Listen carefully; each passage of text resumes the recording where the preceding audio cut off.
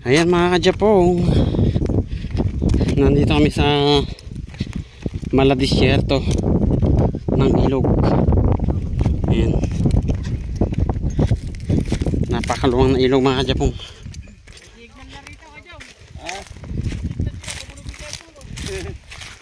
Ayan, mga lumot, damong ilog, damong tubig.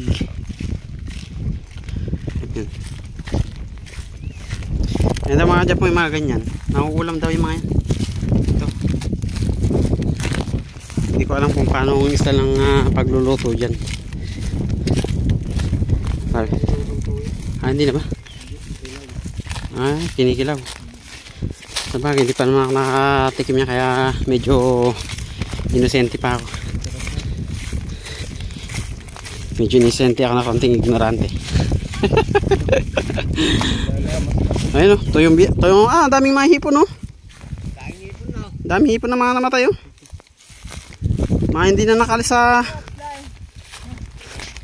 Oh, kung sa hipon na pala pwedeng mamulot o. Oo, pampakain sa aso, mainam yan ah. Panaw pwede na rin yan kasi natapanahon.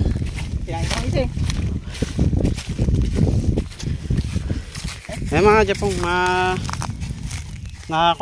nahipon na sila na nagkalat mga Japong.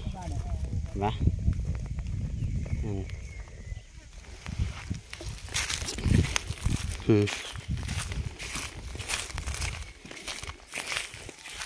Hey!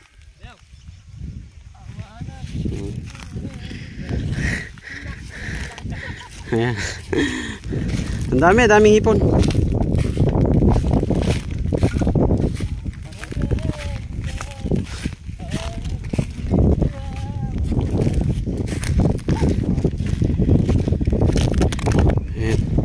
Ang dami mga Japong talaga hipon. Oh.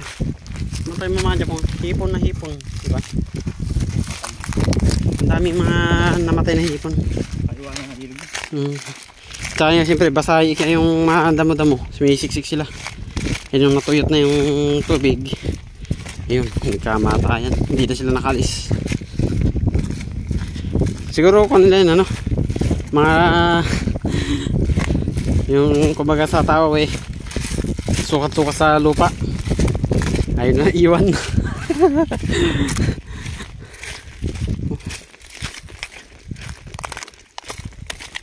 Ayan. Tuloy pa rin ang lakad mga Japong.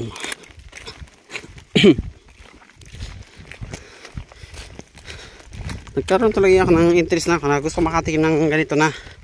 Paano yung mga ganyan daw mga Japong. Sinasabi nilang kinikilaw pala. Pwedeng kilawin. Kaya lang, paano ako makatikim? Alright. Mamaya ulit mga Japong.